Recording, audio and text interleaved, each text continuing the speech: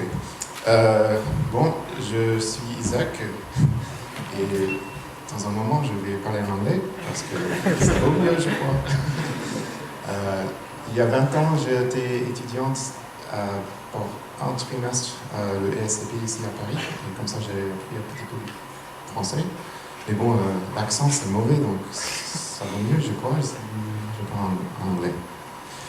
So, I'll switch, and I will try to go slowly. So, thank you very much for having me here, and for moving your date. Appreciate that. And Etienne, it's very impressive, this meetup here. And that Microsoft gives you this wonderful space. I go to many meetups in the US, and we don't often have such a beautiful place. So, I hope you are grateful. I am. Cool, so yeah, here we go. I thought that I would try a more introductory topic and then a more advanced topic. So we'll see how this goes. How many people here are Node.js developers, like you've developed something in Node.js? Awesome, okay, we're good. And how many of you do that for your day job? Okay, so we're good. We're gonna have a really good time. Okay, so because I met someone who said he was PHP, and I thought, oh, I should go a little slowly. Okay, well, here we go. I'm gonna start. So first, I'm gonna tell you. I don't know if you do this in France, but usually, like, you say a little about yourself because I feel like je suis étranger ici, un Merloc. I don't know if anyone speaks in Verlan anymore. That was like really cool 20 years ago. So this is a little about me, just so we know each other, because we have to cross the Atlantic here. I grew up in New York, and I put this nice photo with the Statue of Liberty. I'm very grateful to the French for giving us this wonderful statue. And I moved to California to go to school. And you can see it's much, much nicer, huh? I mean, look at that. I saw these palm trees, I'm like, I'm there. And then in my professional history, I started my life professional life as a programmer at Cisco. This was, I got the old logo because this is like the old days. And I was writing this thing called iOS. Now everyone says iOS, that's what's on your iPhone. But this was the router operating system. I was helping work on that. And I left there and I started this startup called Zack Systems that no one ever heard of. And I made a network device. Then I went to this place called Wiley Technologies. Anyone know this company? Okay, cool. So more infrastructure stuff. I love infrastructure. Networking, now I'm doing, this is performance monitoring. So it's called APM now. And this was an early startup. I was a very early employee. There's like 20 of us there. And we eventually were acquired by this company called CA that you probably know of. And this was great. We had a big success, really cool entrepreneurial experience. So I said, oh, I'm going to try this again. So I started this company called Makara that nobody ever heard of. But this was Heroku for Java, a long time ago. And around when Heroku was doing Ruby, we were doing Java. We were acquired by Red Hat. And this product, and I led this team, became known as OpenShift. So I created OpenShift as the most recent thing that sort of I'm well known for. That's me. Okay, so I thought it would be funny, like, this was one of the early logos for OpenShift. I thought it was kind of cool to just pull this old history out, like, riding on this rocket ship, you know. I think this would be a cool logo for Azure. Like, launch your stuff on the cloud really fast. Okay, so then, I don't know if you read Reddit, but I wanted to say, ask me anything. So I'm here, and I think you do that. Just ask whatever you want to know. I prepared some stuff because I thought it would be interesting. But if this is not interesting, and you want to talk about some other Node thing, I'm like really living and breathing Node right now, and so it's really fun. And so we can just talk about whatever you want. Okay, so I come from this company called StrongLoop. That's how I know anything about Node. Before this, it was started about 2 years ago. And before this, I knew very little because I was a Node user on OpenShift, but not a Node sort of core person. And so these are the people who taught me everything, plus all of the community that I've been so honored to meet. And nobody ever sees these people. They sit in front of their keyboards all the time, so I wanted you to be able to see their pictures. So on the left here, these guys are all Node core contributors in Ryan too. So if you're using Node, you're using their code. So really wonderful, nice bunch of people creating Node core, as well as a variety of modules around Node, like working on Node cluster and a couple other things. And then Richie and Raymond here are the original architects of LoopBack, the framework who gave us the t-shirts. And the framework I'm going to show you today, and we now have many other people maintaining LoopBack as well. And these guys are also now plus Miroslav and a couple other folks are also now some of the maintainers of Express. So TJ Holloway transitioned that and gave that to us and said, you did such a good job with LoopBack, I want you to maintain Express as well. We're working also with some of the other maintainers of Express, like there's a man named Douglas who's really wonderful, who helps out. So there you go. And this is the guy, if you sign up for the StrongLoop newsletter or something like that, or you read our Twitter feed, this is the guy who's sending you all the spam. So now you see his face. Super nice man. Okay. And these are some of the people we work with. Oh, there's a missing picture. Some of the people who helped us get the company going. And the investors, you notice they have the nicest pictures. They have more money.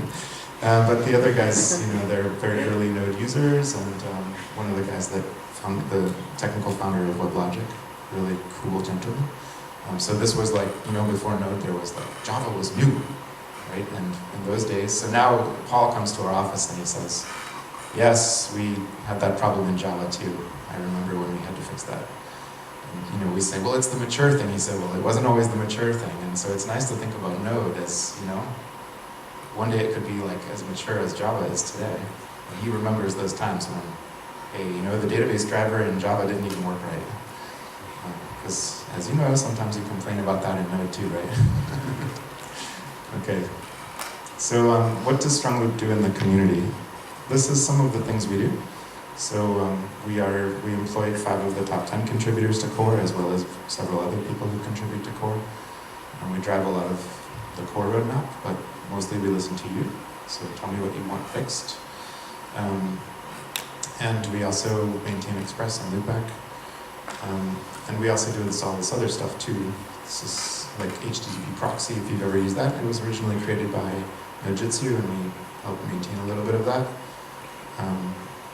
And I'll tell you more about zones later. If you ever use Node Inspector, we're maintaining that. It's really nice. How many people use Node Inspector?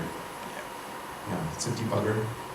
When I got to StrongLoop, the first thing I said, what do you need fixed in Node? The first thing people told me was the debugger sucks. So I was like, this is a technical term, sucks. I don't know the word in French. And so, we fixed that. But also we got other people to fix their debuggers, so now there's a really, like WebStorm has a great debugger, and Visual Studio has a good capability for Node.js as well. So this is nice when you can get the ecosystem to improve, right, the overall. Okay, cool. So that's kind of all about StrongLoop. I can tell you more stuff, but this is kind of like about Node. So we had an earthquake in California 2 weeks ago. And I think it was very exciting for French people because it was centered around Napa Valley. So this destroyed a lot of wine. And this made the cost of good Burgundy to go up. Anyway, this is a chart that was produced by Jawbone of the time that people woke up and the number of people who woke up. So on the y-axis, you have the percentage of total people wearing this device. It's the little device you wear that tells you when you're sleeping, it tells the cloud when you're sleeping. And so, like you can see in the cities that are closest to the center of the earthquake, more people woke up and they stayed awake for longer. That's pretty interesting, right? So the reason I brought this up, you're asking, this is a Node.js talk, what's he talking about earthquakes? Les tremblements de terre. It's because I want to ask you, how did they get all this data? This is very interesting, right? How did they get all this data? Well, the little device communicates by Bluetooth to the phone, and the phone sends the data to the cloud, and all of that is made possible with what? A REST API. Aha, a REST API. It sounds better in French. It's more sexy. Well, these are REST APIs. They are making our world transform. This is really the future, right? Like, that is way cool. Think about what you can do with that. And this is all powered by a REST API. You're probably all making REST APIs. And I bring that up because that is exactly what Node.js is awesome at. Node.js is awesome, in fact better than anything else, at making REST APIs. And that, I believe, is what's propelling Node.js to become the most popular thing out there. And you've seen the statistics, right? Node.js is becoming the most popular. It's the largest module ecosystem for sure. It's incredibly popular for downloads and all kinds of things. And I think this is being driven by REST APIs. And I love that the demo here was an IoT, a device, a sensor. Cool. So this, if you look at the number, you can read this chart, right? Like, the demand for APIs is increasing, and so I think this is helping to propel Node.js. It's also why we created this framework, LoopBack, to make it easier to make REST APIs. And I don't want you to think that's an advertisement. It's open source, and I just tonight learned the word for this. So logiciel libre, that's the word? Yeah. That's way cool. Okay, so this is totally open source, this framework. And why do you need one? Why do you need an API server? Why do you need a special thing? Like, the most common thing you're going to hear if you go back to your office and you say, hey, I think we should do our REST API in Node.js, they're going to say, we already have an app server, right? We already have one, it's running Java. Just use that. And what you can explain, now if you're technical, you can explain the technical stuff to the technical person, right? Hey, look, the non-blocking I/O and the evented model of the Node.js is superior for blah, blah, blah, right? But if you're with a person who doesn't understand all this stuff, you can say, look, we have this thing called an app server. It was designed to send HTML, right? It's designed for web pages. And now we have fat clients, rich clients, clients with processors on your wrist. They speak data. Data is JSON, and so you need a different kind of server. A different kind of server for a different kind of interface to the world. And that's a JSON and a REST interface, not HTML, right?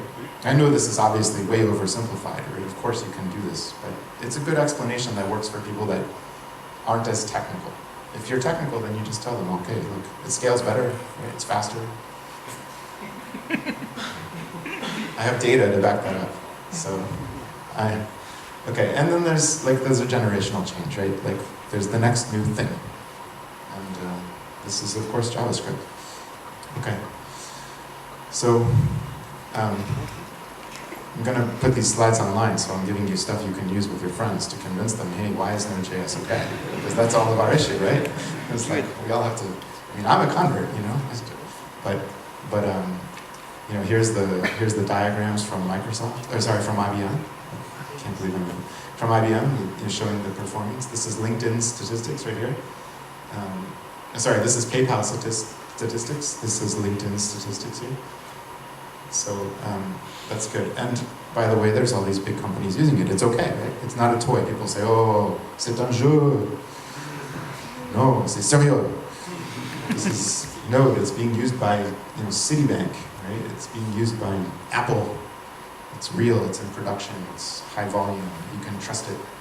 And so you can tell them that. Okay, so now on to I have like a 5-minute demo, so I had to fill some time. So this is about LoopBack now. Are we good with?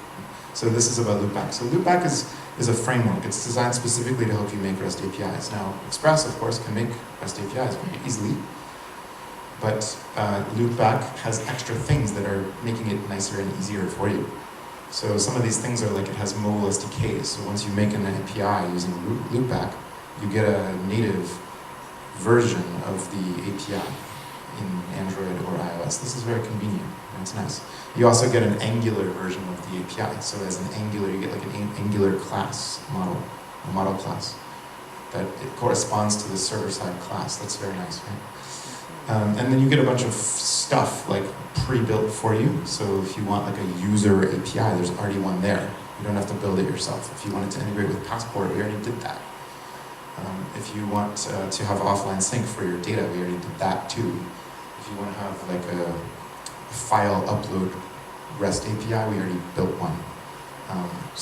There's all this stuff in the open source and the community you can just use for simple common tasks. That's very nice. And similarly, there's an API explorer, like a data portal, that you can just have. So it's pre-integrated. So you could build all this yourself in Express, happy if you do so, or you can use this framework that does it for you. You know, the typical thing with frameworks, you get some opinions that you have to put up with, but you get some speed because someone did something for you. So that's what LoopBack is. Cool. Now I'm going to show it to you, but it's going to be could I use the other thing here? Yeah. Can I use this one?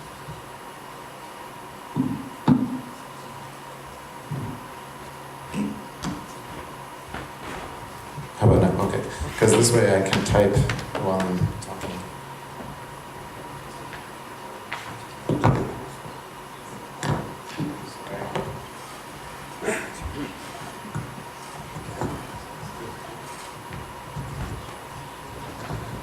Is that okay? All right, because I can't type otherwise. Cool, so we're going to make a REST API. You ready?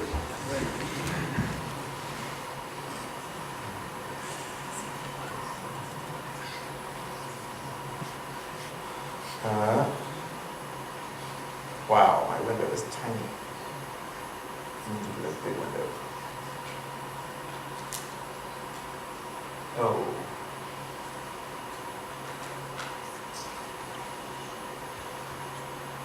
Cool. Okay, now I can read it all. Okay. So to get started with LoopBack, you just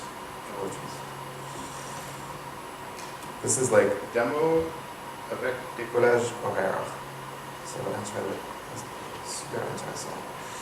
Okay, so to get started with LoopBack, you just npm install LoopBack. Or you can npm install StrongLoop, that's even better. Okay, you just do this. I already did it. Facile. Okay. Then we use Yeoman. Do you know Yeoman? Yeah. Okay, so you can say yo LoopBack.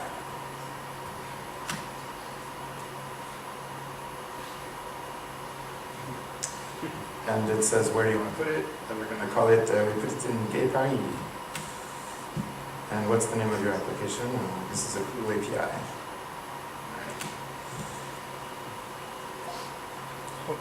Already we have problems. Oh, crash. Wow, what a great demo. Demo effect. That's very funny.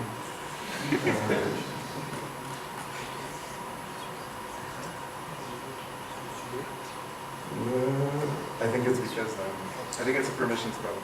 Yeah. So we'll just do it. We'll do what you're not supposed to do. Let's just run it all as root. Okay. There's already a directory. There we go. Not supposed to do that either. Okay. All right. Now it's gonna. Oh boy. This is not working well. Okay. Wow. Maybe it made it anyway. Yeah, it seems like it made it. Can we run it? No. Ah, the boot module stuff. Okay, I'll be ready to do this.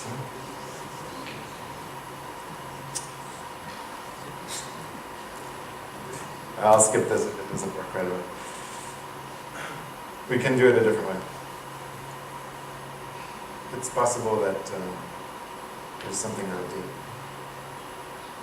That looks like a whole bunch of stuff that's out of date. So maybe I should not have skipped the install and actually done it. Wow.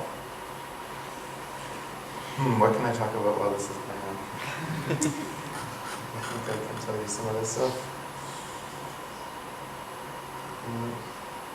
Okay, you know what? I'll skip ahead to the next presentation for a second. Tell you a little about Express. Unless it's already done.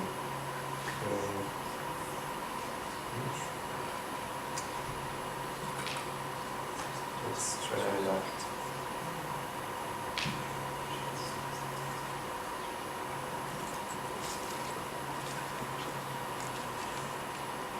Nope. Alright, I'm gonna let you do it yourself. You'll figure it out. Maybe you should just try to reset your permissions and you are not in. Yeah, that's exactly.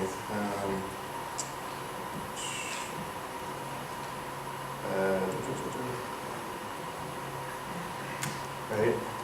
It's probably node modules, right? Yeah.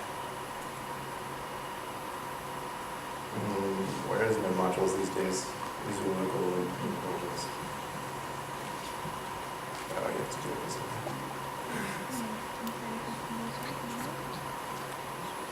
We'll try to debug this like a little bit, and then if that doesn't work, you just go on. But I guess that's like pretty funny when the other way, huh?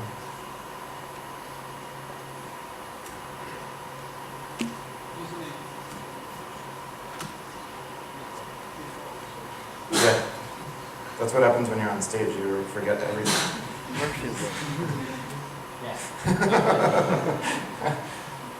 How do I use Unix again? Okay, seriously, I'm just going to tell you about Express to try to recover my credibility. It's going to be really funny when I try to tell you about zones. Okay, so you know Express. So what's coming up with Express is in the next version, which is Express 5. It doesn't have any new features. It has a refactor. So what's cooler than new features in Node? Becoming more modular, right? You've read it on blogs, you've seen it on TV. Modularity is where it's at. So Express 5 is going to become more modular, and what it is going to be is a wrapper, which is why I put the bow, a wrapper around this set of so the middleware in Express is what makes Express really cool, right? All the middleware is what provides all the functionality. And so Express 5 will be a Yeoman-based generator around, which is a wrapper around middleware, which is moving into this project called JS-HTTP. So it's the same middleware, but it's moving into this project called JS-HTTP. And what's really cool about that is that not only will it be the middleware underlying Express, but it'll also be the middleware underlying the other large frameworks. Now, I'm not so sure about Restify, we hope, but I am sure about LoopBack. So it'll be underlying Sales, LoopBack, and Happy. Okay, so these are like probably the biggest frameworks that most people use between Express, LoopBack, Happy, and Sales. Like that's pretty much the bigger frameworks. So that's a really cool thing, right? So there's the part of that presentation. What's coming in Express? And if we've managed to show them now, we can try this one more time. I think it's going to fail again, though. And that's going to tell you about some things that we all know, which is that NPM always has these kinds of problems. I think we might do suppose the break right now, so you can take this and go back to the presentation just as a last. It's okay. I can actually. I think I can just switch directories and show you a different one, and it should work fine. I hope.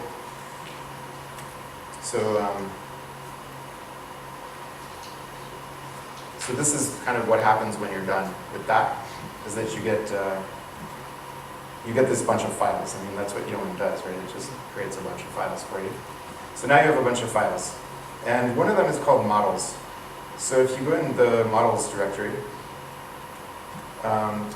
you have basically something for each one of your resources. So if you want to create a REST API, you want to create resources, right? That's your URLs that do things.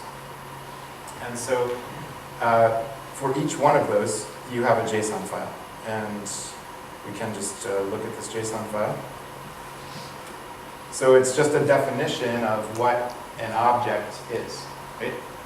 And so this is basically the fundamental idea of LoopBack, is that you express somehow, whether using the generator or whether by just writing the file yourself, the object that you want to have. In this case, a person. So the person has a string and a number, right? So they have a name, an age, and they have a eligibility, okay, a Boolean. So you create a class with some properties and express this in JSON, and once you've done that, LoopBack turns that into an API for you.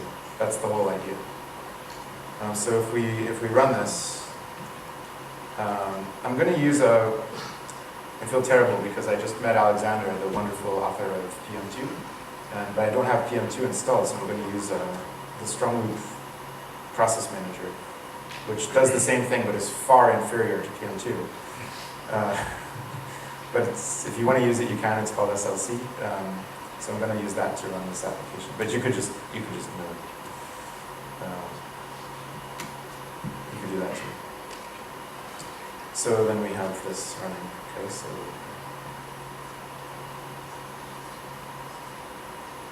so we have our API, and there was one called person. I think I have to make this bigger. You're I'm missing L. Localhost. Thank you. Okay. Whoa. Bigger. There. It's called person, right? Oh, it's probably lowercase.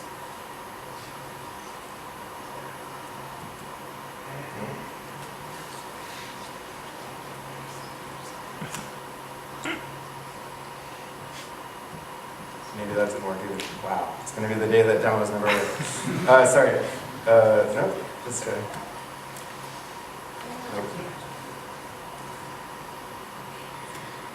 Wow. So we might have to take a break, but we're going to try again. Oh, it's called people.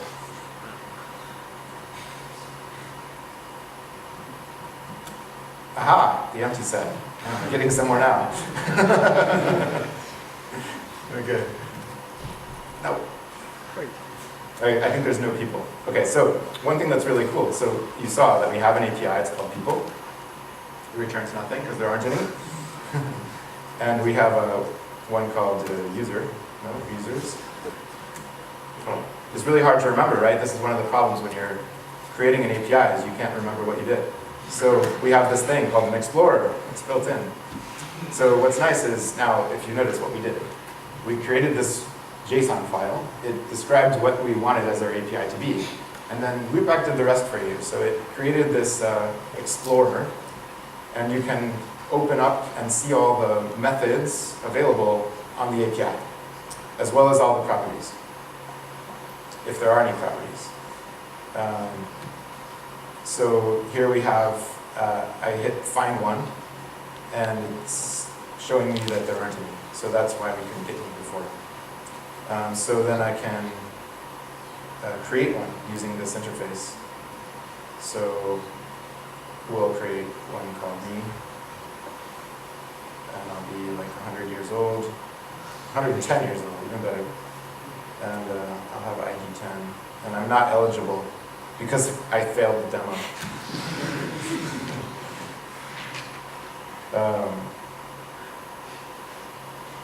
I don't think it worked because I got response code 0.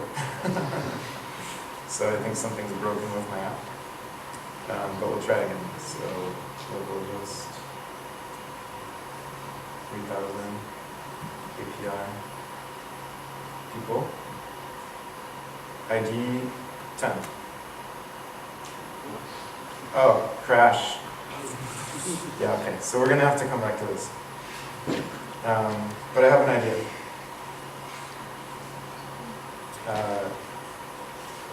We will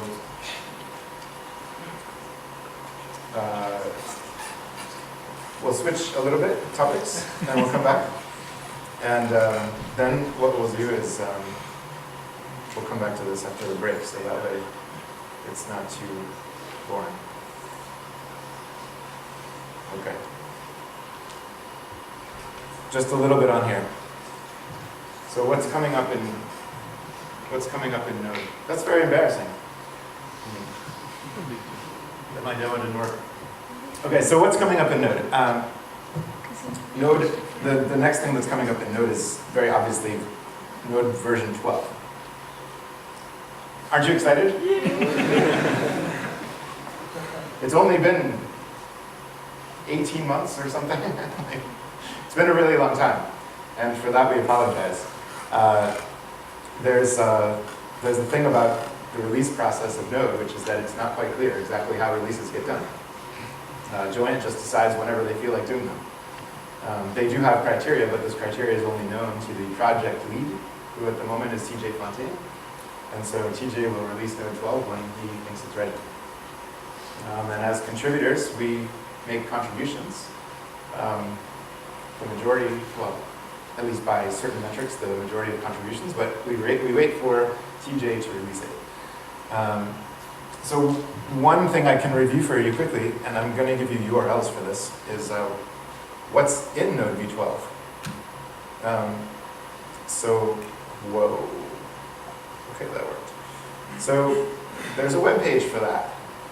What's new in v12 is this set of stuff, cluster round-robin load balancing. So if you use the Node cluster today, it actually has a really bad algorithm for how it does the load balancing among processes, and this is terrible.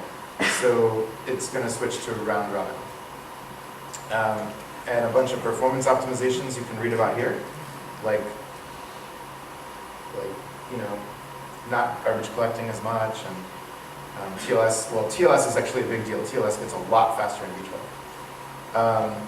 And running multiple instances in a single process. This is not a feature that, as server developers, we would use very much, but this is a feature that we developed for GitHub, so that they could create the atom.io IDE. If you've used that, it's the GitHub IDE, and it uses Node behind the scenes. So to do that, we made it so you can have multiple node isolates in a single process.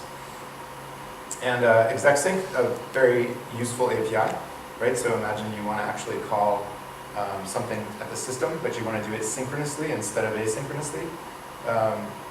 You can do that. And why would you do that? So there are certain use cases for Node where it's used more like a scripting tool, the way you might use Ruby or Python to script your system. And in that case, it can be easier just to block for the system call to come back. This makes that much easier.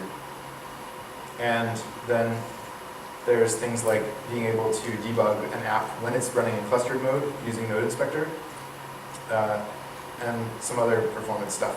So that's kind of what's coming, and you can just go to this URL here, what's coming in Node v12, and read all about that. Back to here, the other question is, what's happening after v12? So two ideas about this. One idea is that we've painted a roadmap, which is an idea that's very far looking, like very far. So kind of a vision for Node. And part of this vision has to do, so this is spelled out here in this blog, you can read it. I won't read it to you. But some of the ideas are, for example, that as you might have realized, Node in the browser is progressing, and Node.js is progressing. And so as they both progress, can we bring them closer together so that it's an even more seamless development environment to create like a hybrid mobile app or a browser-based app and your server side in Node.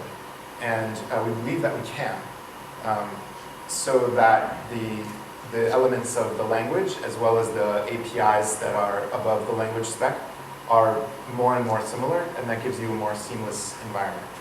And a good example of that is actually in zones, which I'm going to talk about in a moment, but another example is generators, right? So generators are technically not in Node v12, they're behind the Harmony flag, but eventually we want and expect them to come into Node as a mainline feature, and that's a great example because generators are also coming into the browsers, right? So together there would be, imagine like sort of APIs on the back end and Node.js or JavaScript in the browser kind of front ends. And I'd say Node.js on the front end because I meant something like, what about Node.js on a Raspberry Pi, right? Or what about Node.js in Browserify in the browser, right? Or what about Node.js on an embedded device like an Android device, right, in your car? And this is all happening. So more and more you can imagine sort of JavaScript in some fashion, orchestrating the front-end client experience, and Node on the back end offering the API that makes things like that graph possible where the data can be collected into the cloud. Another idea is making Node even more modular. So I wrote right here, doing things the Node way means decomposing everything, right? Making it so that all kinds of pieces are possible to be reused. The disadvantage of this that you've all experienced and that you watched me experience is that with all this modularity, you have incredible dependency chains. And you have many issues to decide which module should I use. I mean, I go to NPM and there's 80,000 modules. Which one am I supposed to use? So one of the things that we think we can do in Node going forward is to provide kind of happy paths, like the Wizard of Oz, follow the yellow brick road.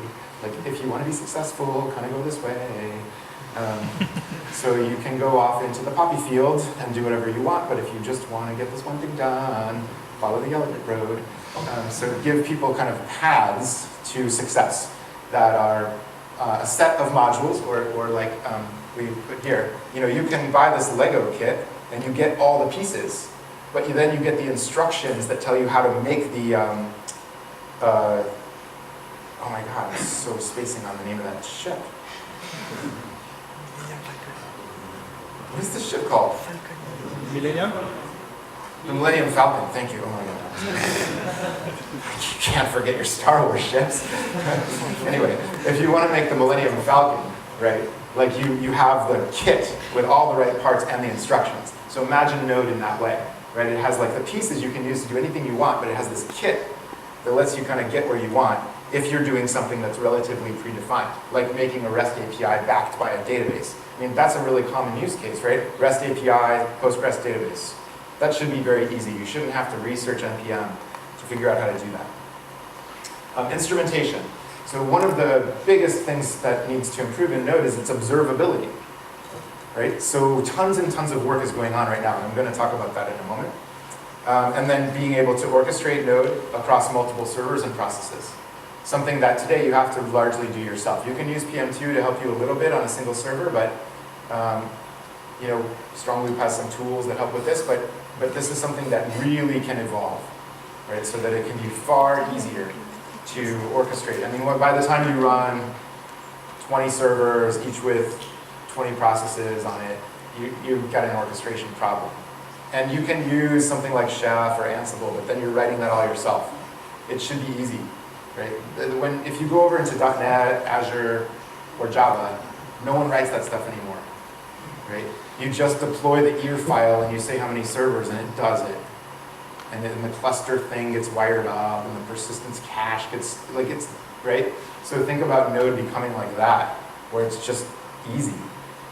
And finally, configuration management. So if you've ever tried to run Node through the lifecycle, like if you set it up, okay, I'm going to have a build server, and I'm going to have a CI system, and I'm going to have a staging environment, and I'm going to promote things from this environment to that environment. There's a lot of gotchas, there's a lot of roadblocks.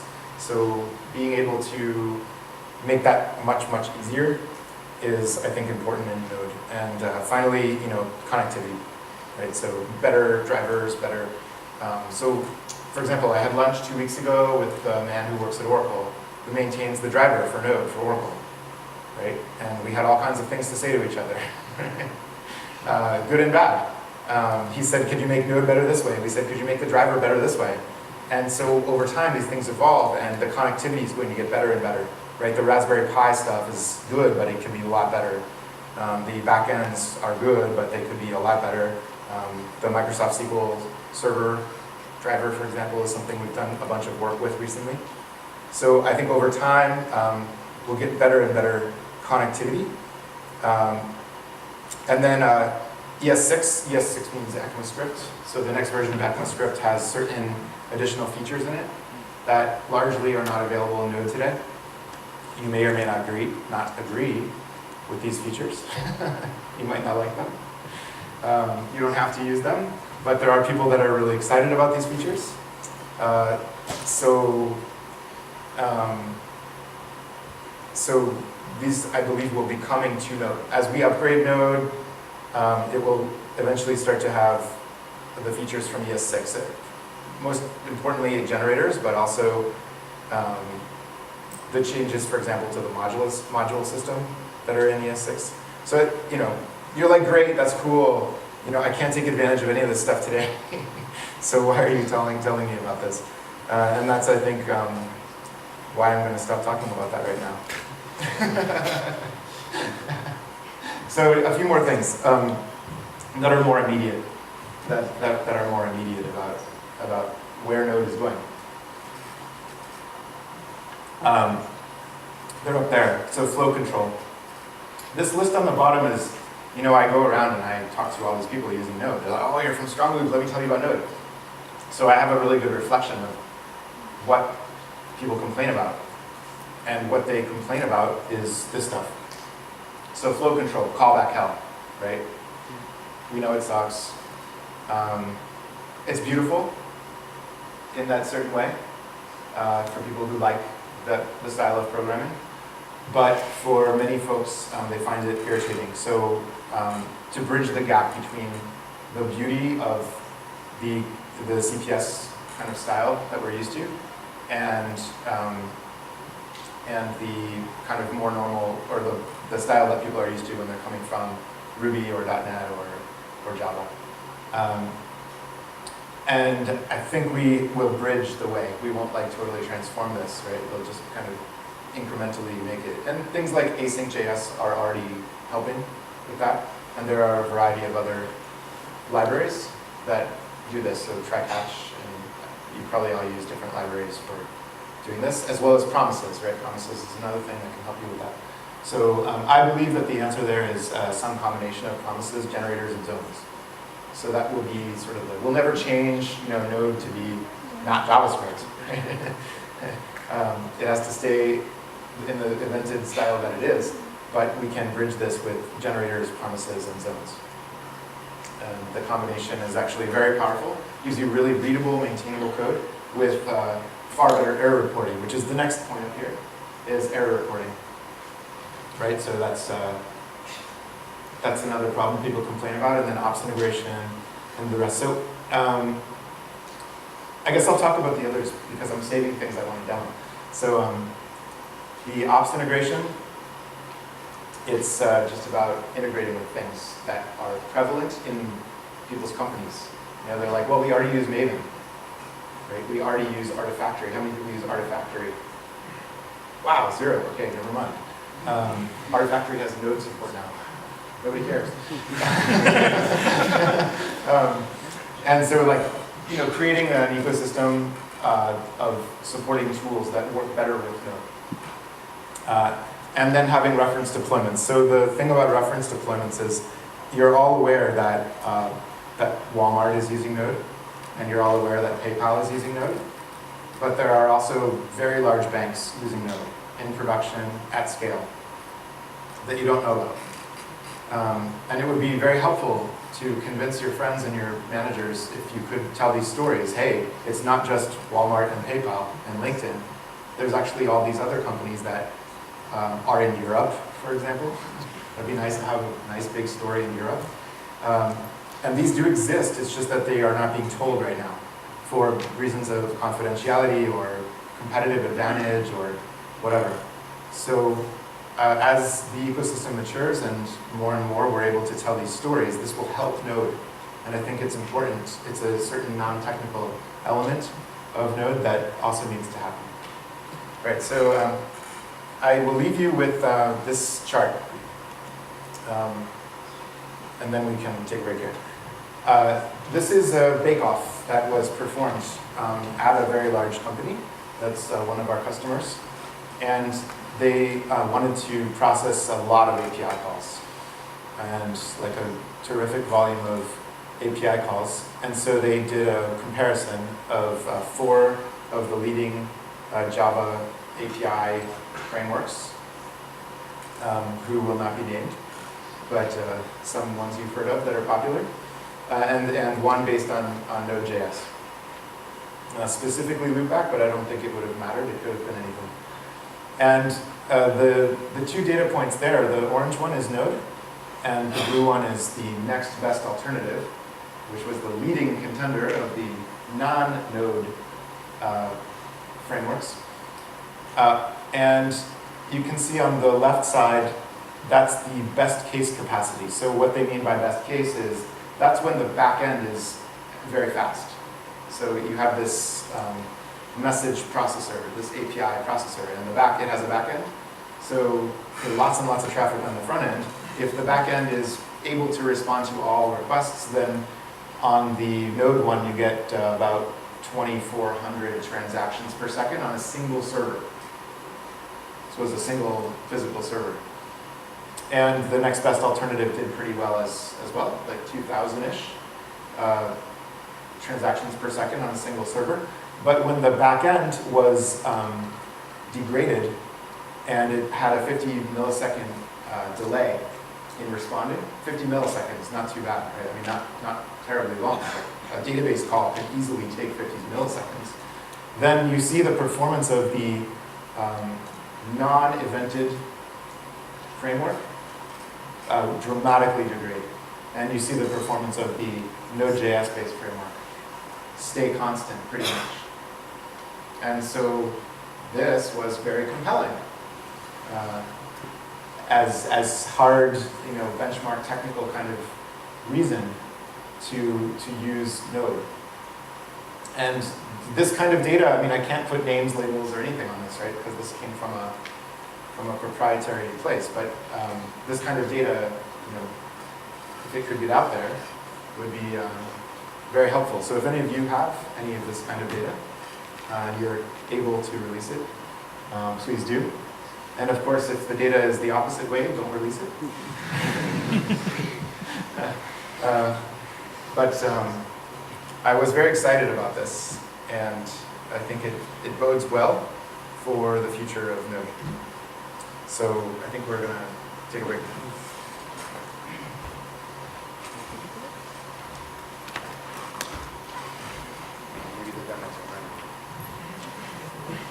So thank you very much, Isaac, for this part 1. And I can't wait for part 2. But before that, because we are all a little tired, we'll take a 10-minute break to freshen spirits and all. So if you need to go to the bathrooms or anything, just do it now. Thank you very much. The request object, which is being passed around here, can also return an event emitter. So then you're in a world of hurt, right? That's going to be a mess. But so you would have had to catch that. But the fact that your callback can be called twice is the main issue here, and it's just not obvious. And I think what this brings up is it brings up the idea that in Node, dealing with flow control and resource usage is it's not easy to reason about it. It's not easy to think through, like, what are all the edge cases here?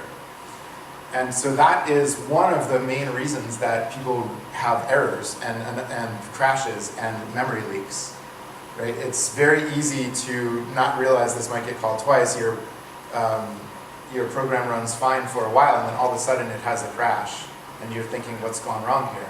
Or worse, that you leak some memory or other resource attached to an object, and then you don't realize, and most of us who work with Node, we say, oh, no problem, I just restart the server, right? Because that's kind of the default way you do things in Node, is like if there's an error, you just crash. And we know that Node boots so fast that it doesn't matter. But when you bring this application to your ops team, you know, you're working at Air France, and you did this cool new API in Node to gather the sensor data off the airplane. And you had that temperature sensor, and you did the Node.js application, and you put it in production, and the ops team is like, yeah, this thing crashes like 3 times a minute. And you go, oh, yeah, that's normal. It's like instant credibility loss, right? Like, what do you mean? They're just not used to it. And so, and you're like, yeah, I put it in forever, right? I put it in PM2 or something. So we need to write applications that are a little more robust. And not only for good form and pride, but also to help the ops teams. Let's skip this. So this is another thing that, in terms of flow control, you often want to do, right? So you often want to do something like, do these top 2 things at the same time, and then wait to collect them, right? And then do this other thing. And in another programming language, you would use threads, right? And a semaphore to do this. But in Node, you can do things in parallel without using threads. In fact, it's quite easier. And then you have to do this collection, you have to somehow create a semaphore, which is a little tricky, and then do your other work. And if you use like the async.js module, then it helps you to do this, right? How many people use async.js? Okay, fair number.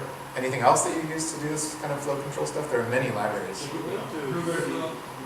What is it? Bluebird, promises. Yeah, so you could have a promise, and you could wait on the promise. But the issue, there are some edge cases when you do that. So you still have the issue of having to guarantee that your callback only gets called once. Promises helps you with that. You have the issue of, if you have an error, you might leak resources in the error. You have to catch your exceptions properly and all this stuff. It's kind of a pain. So we were thinking about this, like, what do you do about this? And the answer that Bert came up with, and then shopped around, got a lot of feedback on, and then reintegrated into this idea, is called zones. And it's designed to help solve this. So you use it like this. Well, let me actually, before we show you how to use it, let me just give you some ideas on what zones is for. That's async tracker. Yeah, here we go. So the purpose of zones is that it's designed to make it easy to reason about the errors. So that you don't have to think all the time, what are the edge cases? And it just kind of deals with the errors for you.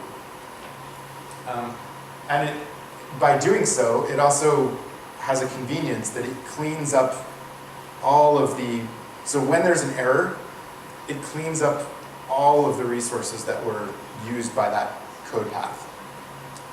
So you create what amounts to a closure. You create a zone, and then anything you do in there, if there's an error, all of the resources that might have been used, like a socket connection or a file handler or something, get cleaned up when there's an error.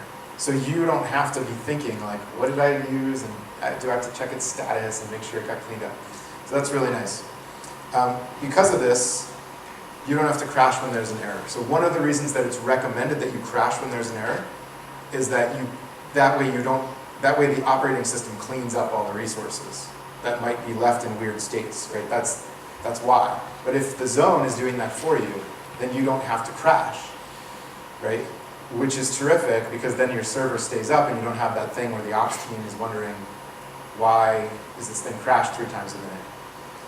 And a side benefit is that it allows you to associate user data or any other kind of data through a particular code path. So let's say you're performing a series of operations asynchronously, how do you associate some sort of metadata with that? You'd have to use like a global variable or something, which is not really cool, right? So the zone gives you essentially a closure in which you have sort of scoped data. I mean, I'm using those words loosely, right? Because this is not strictly that's computer science definition, but that's what it gives you. And then the final thing that I think is probably why anyone really wants to use zones is because it gives you stack traces, right? And like, if you've ever you've ever had a problem with your Node app and it's crashing, and your friend comes over, they say, show me the stack trace, right? And you're like, yeah, we don't really have those. Welcome to my other planet where we don't have stack traces, right? You do, but they don't tell you anything useful because they don't trace back your call path because everything happens asynchronously. So when you do things in a zone, you do get that because you can, zones correlates your subsequent zone calls and creates a stack trace for you. So how do you use them like this? So you just say new zone, and then you do stuff, and then you do more stuff, and then when you're done, it's like then you have a callback. So no problem. That's very convenient. And here's how to do that thing from before, where you want to like do stuff, wait, so like have a semaphore. So this is, it supports that API. So you say do these two things asynchronously, and then when they're done, do this other thing using the then. And of course, if there's an error, catch the error. Right? So that's actually very easy to read. And what's cool about this code is that all the errors are, like all the exception edge cases are handled here. You didn't have to write all this extra try-catch stuff to wrap around all the possible edge cases because the zone did it for you.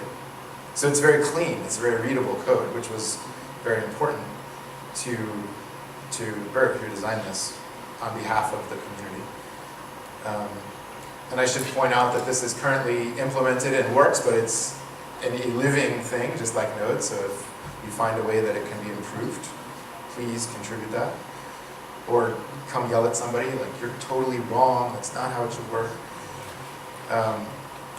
So you can nest them, which is very convenient. So you can put a zone within a zone, and that allows you to create kind of a hierarchy of operations, or a thread of, that's the wrong word, it's a loaded word, like a sequence of things that might be happening with different contexts. And then if you have an error, you'll get the context in that traceback. Right? So you might have one outer zone called handle request, and then you might have another zone called go fetch data from the database. Right? And so then if something goes wrong in that one, it'll say I had an error fetching data from the database in the context of handling this request, just like you're used to in other environments, right? So first, like, is that cool? Is that interesting? You want to use it? Okay. Do you want to know how it works? Okay, so now I'll explain how it works. And if you don't really care, there's something academic about this which is interesting just for the intellect. Right? So if you think about how Node works, the interesting thing about Node is that it's not true. Everyone says, oh, it's single-threaded. Right? It only uses one event loop. That is true. It has one event loop. But Node, and in particular libuv, is doing all kinds of things on other threads for you, so that your program appears to work on one event loop. And indeed, it's true. So this is a diagram of a couple things going on in a Node program, and the time goes left to right. Right? So you see that the first thing it does is accept, right, and then read, and then while it's reading, it has another accept that happens, and then it reads that one, and then so this is a server, right? So accept, read, write, and then clean up, and then issue the callback. But there's two of them going on at once, right? So in another environment that might be two threads, but this is on one event loop. And the reason that works is because the JavaScript part is only ever executing not in parallel, right? If you look at where the callback is, the CD represents, that's your JavaScript code, right? Because this is Node itself, its interface, right? It's giving you that callback. And so your code is running where that callback is, and the callback between the two different request handlers is never running at the same time, right? So that's how Node works internally. It switches the processor between all the different things that are going on, so that your code, which is in a single event loop, in a single JavaScript processor, never runs at the same time. There's not two threads. But there are indeed other threads that are going around doing things like accepting and writing. Does that make sense? So now imagine that you have any particular point in time here, so this is like shown by this red bar, and then imagine that you put this whole operation inside of a zone. So that is represented by the brown box here. So the zone, so when we handled a request here, so this is like wrapping connect, right, in a zone, which by the way, we have a thing that does that, where you could write that. And so we put connect in a zone, and now you have one of these, well, both of them would be in separate zones, of course. So now imagine you could take another part of the environment, or the code, and you could put it in another zone. So now we have an overall request handling zone, and then the red one is one that does the input processing, right? And presumably we would have yet a third one that is doing the response processing, right? This callback over here. So that would basically look like this in code, right? So you have the outer task, the inner task, the red, right? So that is essentially what it's doing. Is it's painting those boxes. That's how it works. It's painting like those boxes.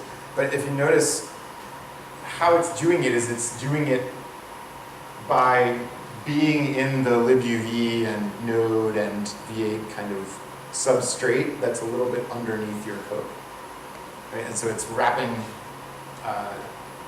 kind of a virtual environment around those. And therefore, when something goes wrong, you get a trace.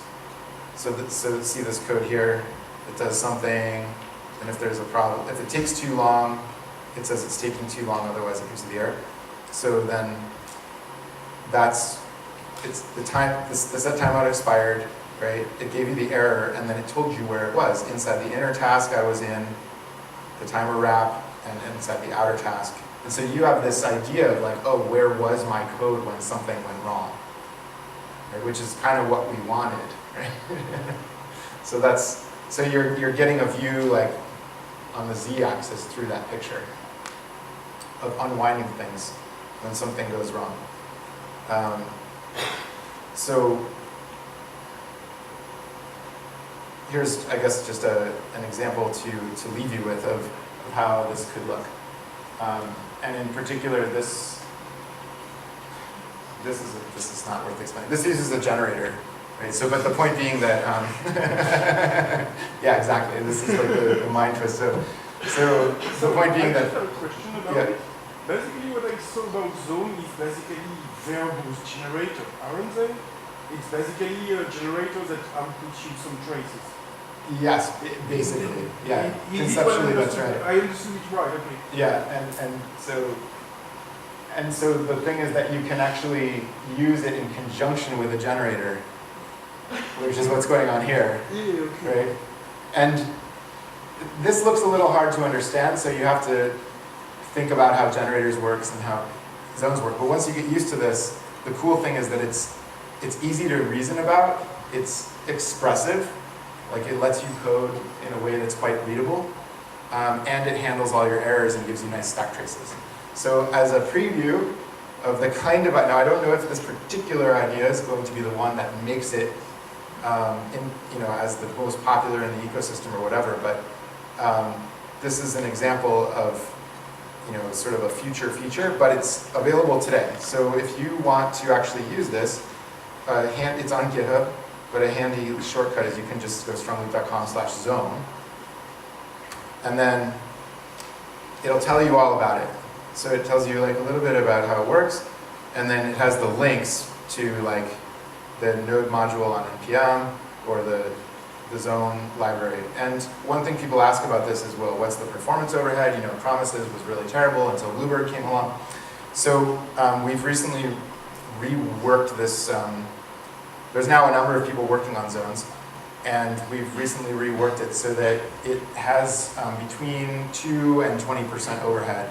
So 20 at the worst case, like if you're creating lots of zones and doing nothing inside of them, then it's creating about 20% overhead. But if you're doing stuff inside of them, then it's more down in the single-digit range. So quite acceptable, especially compared to a Promises library or a variety of other libraries. For the readability and the error reporting that you're getting, I think that this is very reasonable. So that's zones. Now, back to the demo. So now what's cool is I did all the slidey slides, so now it's like all demo all the time, which is really fun. And so, oh yes, I want to show you another thing. No, we're going to do this demo first, and then I'll show you this crazy other idea. Like we're going to get even deeper than zones if you're ready for that. But first, we're going to do easy stuff. So I got this to work now, and we're going to go back to creating an API. Presumably that works. So here we go. We'll start clean, no Paris. Okay, yo, LoopBack. And if it crashes now, like, it's just going to be hysterical, right? It's going to be like, send that guy back to his HSV. I got to call it something like the final API. Okay, so what this does is it goes and builds you a LoopBack server, scaffolds up all of the files and things that you need, and prints out a handy, yeah, it worked.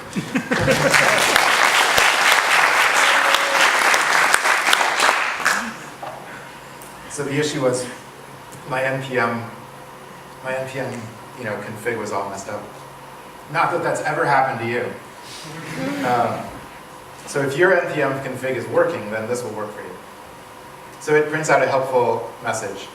And what's cool is you can actually run it already. So you can just, so I'm going to use SLC. All that SLC does is it's a cluster manager and a process manager.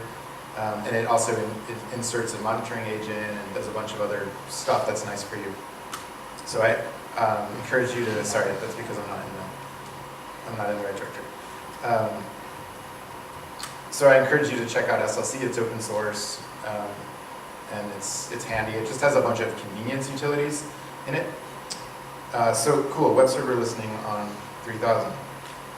So then we can go to 3000, and we get something. And the API, well, it was an empty server, so there's nothing there yet. But one thing that, yeah, so you see there's nothing whatsoever, right? So now we have to add APIs to it. So we've got a useless empty server. That was exciting. So now you can go yo LoopBack model. So LoopBack has a fundamental concept called a model. And no! Yeah. So it has a fundamental idea. That's what I was talking about. It has a fundamental idea called a model. And the model is the definition of the resource. Right? So a model maps cleanly to a resource. But the reason it's called a model is because when you're using like the SDKs, it maps cleanly to a model on the other side as well. So what's neat is that if you use the Angular SDK, for example, a model on the back end maps to an Angular model. And that's awesome. Okay? And furthermore, you can actually take your client offline, make changes to your client model and your server model, and then come back online, and they will replicate and synchronize. Right? And so having this idea of client and server models that are the same is really nice.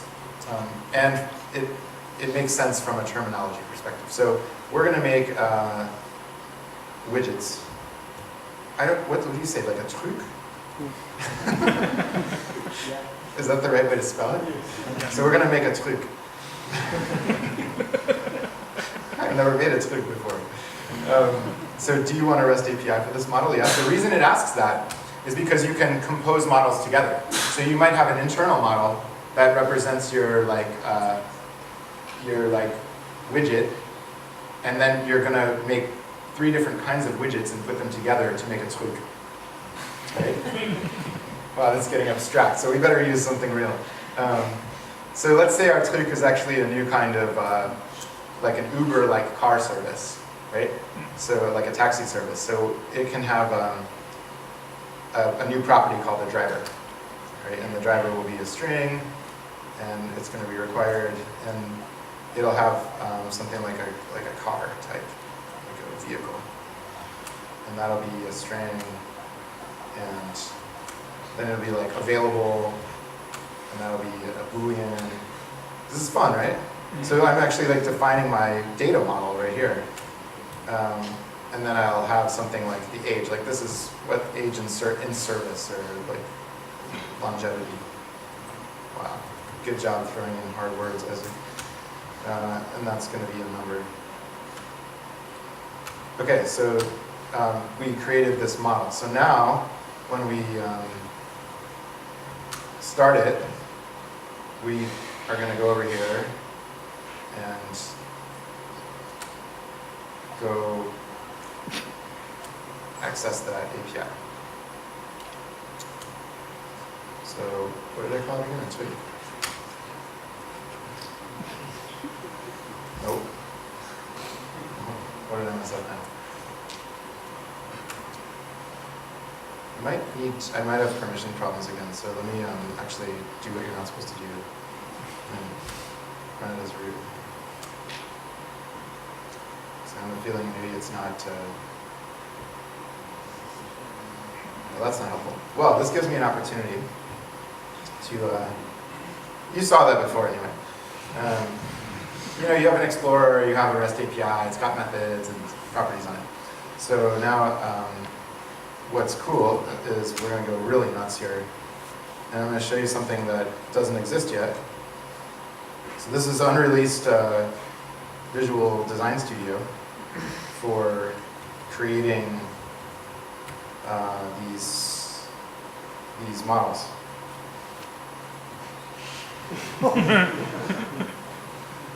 Okay, so there's our twig. And like this is going to crash because this is totally beta code. Live demo of stuff that's not even released is awesome. So there's the properties that I defined. And let's say we're going to add another one. So we can do the same thing we just did with Yeoman, but we can do it visually now. So we're going to call this, I don't know why we had twigs, but we had like a factory, right? And we can create, there's the plural name, and then we can create new properties. Let me save the model first. Yeah, this is definitely not going to work. But we're going to try anyway. Okay, can't do that. Oh, it's totally borked now. It doesn't even have its model name. But let's see if we can do other things. So, we can add a data source. And this would be one of the things that LoopBack does for you also automatically is you see down here you can pick any of the data sources that you want and connect your model to a data source, to a database. And the data source can be a database like Mongo or MySQL, but it can also be another REST service or like a SOAP service, right? So imagine you have a SOAP service on the back end that you want to model and then turn into a REST API. And now imagine you have a SOAP service on the back end that you want to model and combine with an entry from a database, which is another model. You can aggregate the models, pull out certain properties of each, attach them to a new resource and call that your API, right? So, and all of that you do with configuration, no coding to do any of that. And that's just by creating these models and then creating the aggregation relationship between them and then tying them to these data sources. So I don't think I have any data sources, but you would basically enter in your username and password and your host and then connect to your data source and then be able to instantiate your models from that. And there's an even extra feature on top of that, which is that there's some amount of discovery possible. So if you already have a schema in your database, it'll discover your schema and allow you to kind of auto-compose your models to some extent, like to the extent that it can figure out what's there in your schema. And then you can tweak it yourself. Now the other thing, so now let's say, great, I have my, oh, that's what was going on. So I have my models, which are here. So models. So there's my tweak model, right? Now let's say you want to extend the model with code. Oops. So you want to do something to the data before it executes, right? So like I'm going to change it, translate it into French, right? Or since it started as a tweak, I'm going to translate it back into English. And so you can do that by simply entering code in the same directory as the model in the same name. So you go in the models directory and you just add a JS file, right? And you can now operate on that model, and it gets orchestrated into the same framework. So this gives you a lot of flexibility. And the framework here, LoopBack, is actually built on top of Express. So if there's something else that you'd like to do, for example, use a common Express middleware to put something in front of your API, then you can just include that Express middleware automatically, right? So this is pretty nifty. And then you see you have like a little navigator that lets you switch between the different data sources and models and combine them and add them all up, and then you get your REST APIs all working. If they would work, then that would be really cool. But since I have one, I think that does work. I'll show you that. So I made one, and I made one in practicing, which, and one thing you can do also, I'm going to go nuts here. So, okay, first let me not go nuts and just try to actually run it. And we'll see if we get any data. Okay, so I've got models, and there's one called people, and that's all great. Let me run a better one, which is called sample. It has more data in it. So this one has, it's got a car rental facility in it, so it has cars and customers, inventory and locations. So if you go in the cars, there's like different attributes of the cars, and let's see if we can actually get a car. So like you go to /API/cars, pull one out. There aren't any. Well, let's go nuts, and we can actually attach this to a database. So we'll attach it to an Oracle database. And what it's going to try to do now is basically tie those models to a data store, just by telling it that you need to attach it to a database. You're very young. You are still exploring. My other one's still running? You are still exploring in your Oh, thank you. Yeah. Cool. Yeah, thank you. So everything still works, right? But we just flipped the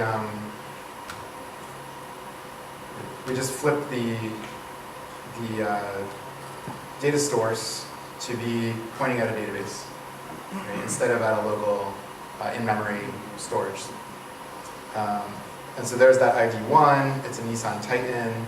So then if I go back to just call the API directly, and call by ID is the default thing. So if you just put 1, I'll get that Nissan Titan there, right? So pretty nifty.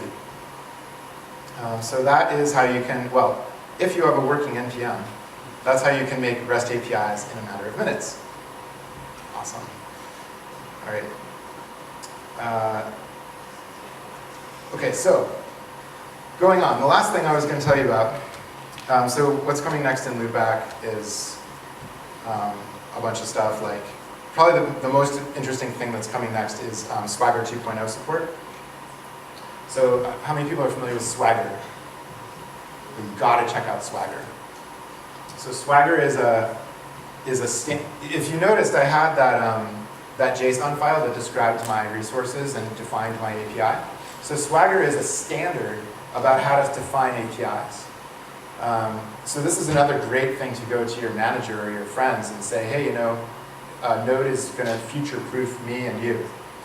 So rather than defining my API in code or in some config file that is proprietary to my server, I'm going to define my API in an industry standard called Swagger. And then I can use that to tell other people about my API. Right? It's an API definition language. And then if I ever want to change the implementation of my API, it's separate from the definition, and I can actually test the implementation against the definition. So just let me develop this in Node for now. And if it gets really popular and you don't trust Node, I can redevelop it in something else, right? And I have the same specification. There's like an insurance policy built in. But that's the kind of insurance benefit. The other benefit is that you have a way to communicate with other people. Here's my API. And Swagger has auto-stubbing functions. So you can like stub a client in Ruby automatically. Right? Or you can stub a client on iOS automatically. You can stub a client on Android automatically. And it has a really good ecosystem around it. So we've been participating in the Swagger 2.0 working group, and the new version of this specification is going to come out very, very soon, like in a matter of a week or two. So we're going to adopt that in LoopBack, and I think you're going to see an industry consortium of API definition around Swagger.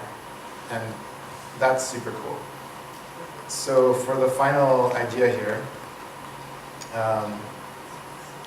I'm going to show you something called async tracker. So now this is just going to be ridiculous, but very short. If you want more technical details, we have them here. So if zones was exciting, the next thing that you want to do is visualize, right? Like, so I have these call chains, and these things go wrong, and I have errors, and I have this that happens, and that happens. And you want to have a graph that ends up looking like this, right? Like my call came in to the little green circle, and then these different requests happened to Mongo, or this processor happened where I translate my French translator. Imagine I put my French translator in a zone, right? And then I put my Mongo call in another zone, and I put my my remote REST or SOAP call in another zone. So you'd be able to visualize like how long each thing is taking, and where it's going, and what ports it's on, and this kind of stuff, right? This would be really, really cool. It'd be the kind of thing that would make us all happy. So the reason this doesn't exist yet today, this feature here exists actually in StrongOps, the monitoring tool that StrongLoop makes. But the problem is that it doesn't work on arbitrary pieces of code. It only works on external calls like Mongo and MySQL. And what you really want is something that can work on your definition. Like if that French translator was like some piece of code, you want to put the zone around that and be able to track it. And then you want Node to be able to track things sort of semi-automatically for you. So this is an area that's under development right now, and I want to end my talk by actually soliciting your feedback on it. And it's called, the working area for it is on GitHub, StrongLoop, and then async tracker. So this basically outlines an idea about how this kind of tracking can be done. And it's a new API that would be put into Node.js core to allow that kind of stuff to happen.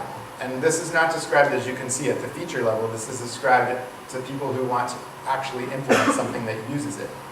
So if you are interested in such things, please get in here and review this and try to use it, and submit issues or pull requests or something to help us further refine this idea so that as a community we can have access to this kind of tracing capability. So who's been involved in this so far is most of the major APM vendors like New Relic and AppDynamics, us at StrongLoop, AppNeta, and a few others have kind of given their input onto what kinds of features they need to be able to make a console that gives you the display you want. And then we've tried, as best we could, to integrate those ideas into this interface, and then we are trying to produce an implementation of this that works on Node and is performant. That's going to be a little bit of a journey, just like promises were, but eventually I think we can have a performant interface here. So since this is maybe a little bit crazy, I won't go into this too much, but just if you're interested, please check this out. And you came to a talk about where's Node going, so I wanted to give you both concepts like we did before, but also like some real code that you can go actually look at. And so there you go. All right, so that is pretty much everything that I had to present, and I thank you very much for sticking with me through all that amount of demo problems and talking and all the technical details. This is what we make at StrongLoop, and so this is my 10-second advertisement. If there's, we have two things we do. We make a community contribution, so this is known as having like a double bottom line. Like one of our bottom lines is to create a sustainable company that sustains us in order to maintain Node.js and supporting modules around it. We're not the only ones, and we can't be the only ones. We want to have lots of other people also maintaining Node, but we want to be able to be a sustainable company that helps us maintain Node, and so we do that by selling products. And so the stuff in blue is the stuff that we actually sell. I guess I have a better picture of that. So here it is. So if you need support or training or consulting or an API gateway with rate limiting or any of these kinds of things, please do give us an email. And similarly, if you just want something fixed in Node or you want to be part of the community, just become part of the community and do an NPM module or do a pull request or whatever you can do. And if there's anything we can help you with, we're very happy. We'll try our best to help you with that.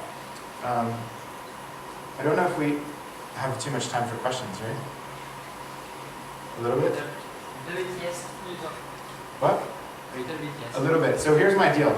If you ask a question, I have a t-shirt for you.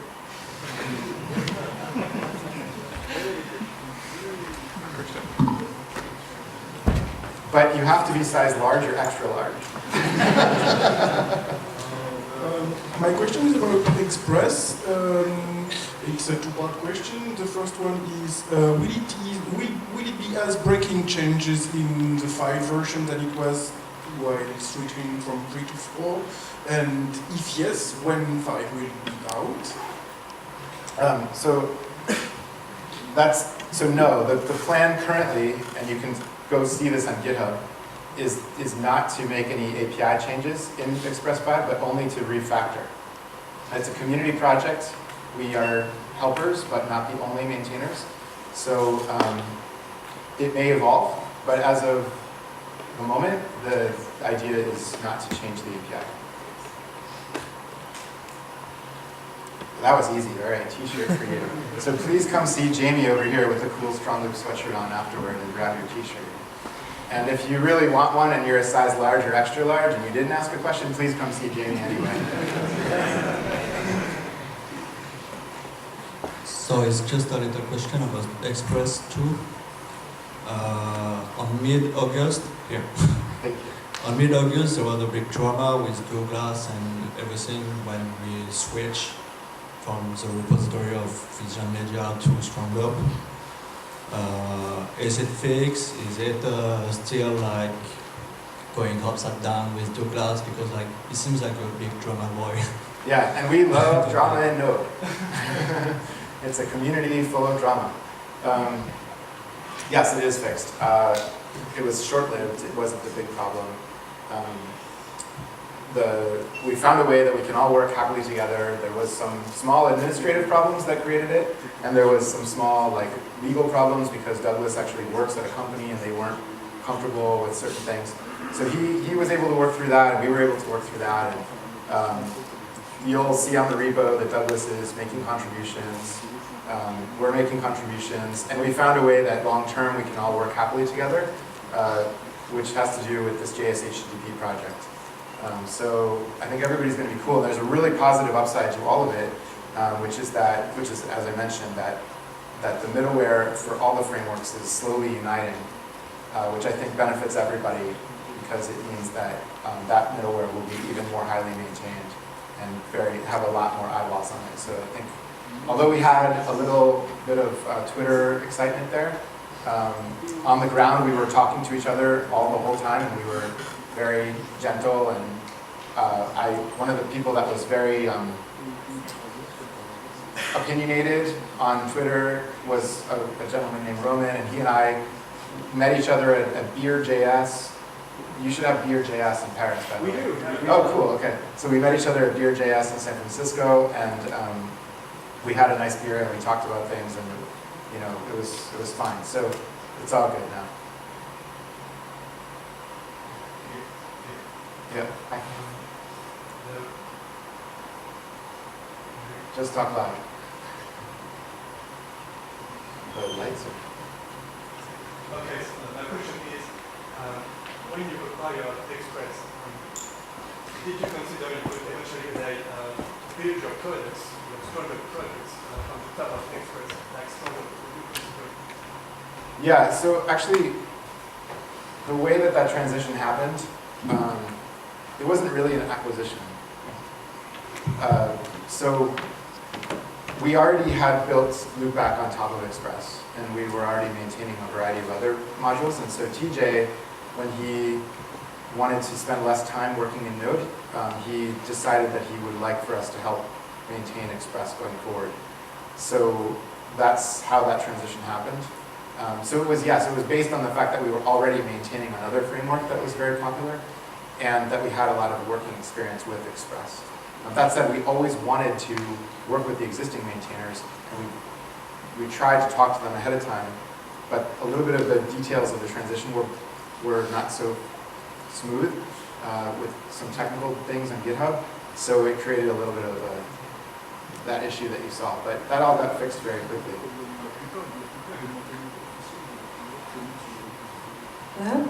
Hi. I would like to ask about LoopBack. What about the other HTTP verbs, like patch? What about the other HTTP? Verbs. Verbs. Yes, they're all there. Did you see that? The verbs are there. So you have put, you have post, you have get, you have Delete. delete. Yep. Whatever. Patch or head or options. What was the Like other? RESTful. Sorry. There are no. I haven't seen head or options or patch. Yeah, that's true. They're not all there. Yeah, just the commonly used ones. But you can add them. And there's other things that, REST is not perfectly a standard, right? There's many sort of interpretations of how REST should work. So we tried to choose an interpretation that was mainstream, but it's not everyone's interpretation. So if you want to add things, you can sort of change them. An example of this is we don't use the headers for much, but some people want to use the headers for things like versioning.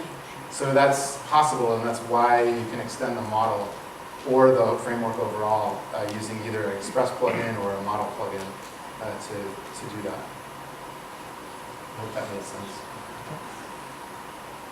Thank goodness for Last one. I would like to ask a bit of comparison.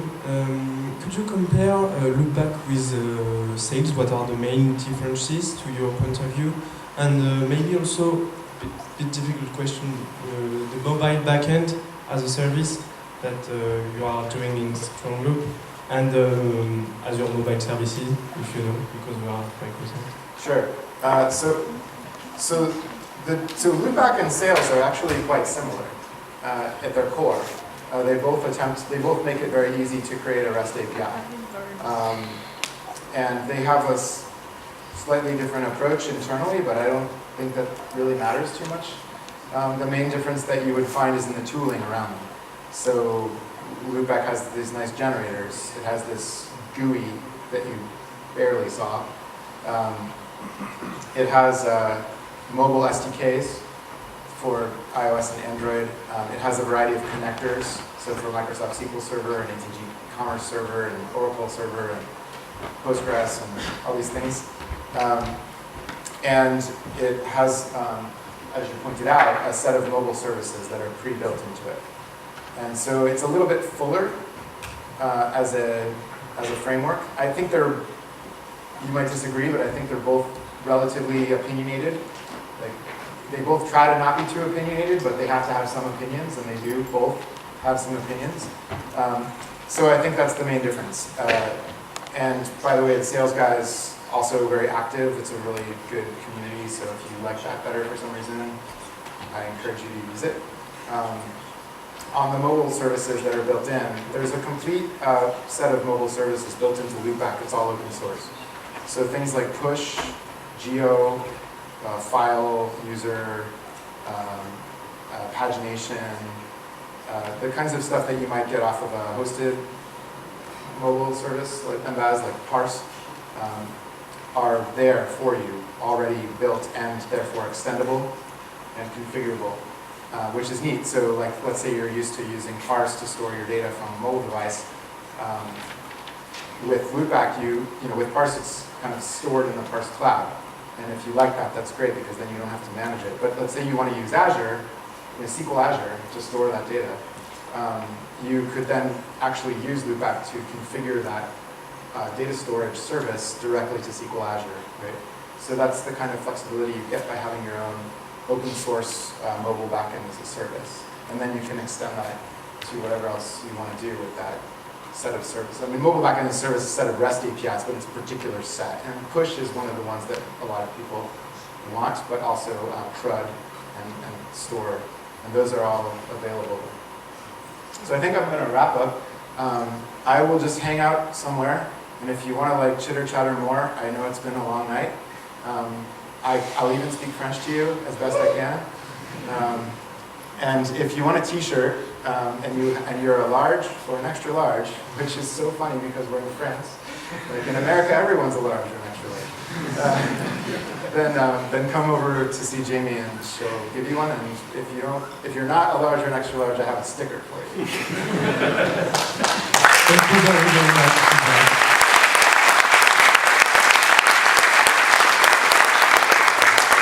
Viva la Node!